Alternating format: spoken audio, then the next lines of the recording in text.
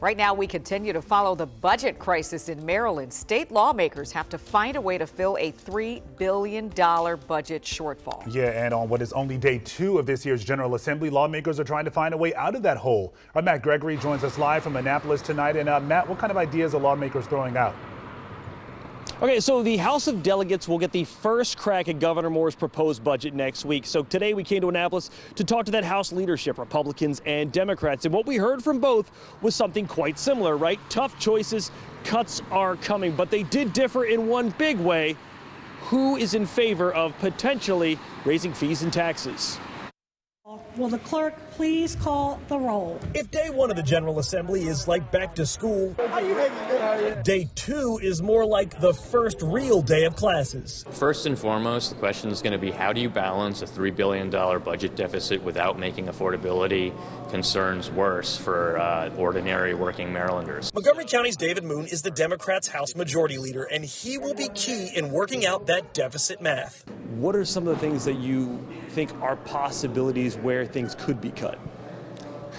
I wouldn't be surprised if you see something like a haircut across the board. Now that means potentially cuts across all state agencies, so don't expect to see new programs or projects started. And as far as raising taxes, if revenues are going to be discussed, you want to find a way to do it that's not going to hit on folks of ordinary incomes. Listen, all of a sudden, everyone's talking like a conservative. Republican House Whip Jesse Pippy of Frederick, like Moon, he agrees it's time to see what programs need to be cut or adjusted. So in some cases, we may just be able to stop the mandated increase, where it's less of a cut of what we're doing now, it's more of a cut of what they're trying to increase. But when it comes to taxes or fees to raise those funds, Republicans stand firmly against it. Everyday Marylanders are struggling. They're struggling with their own household budgets. And the last thing they want to see is a state government that is not managing their household.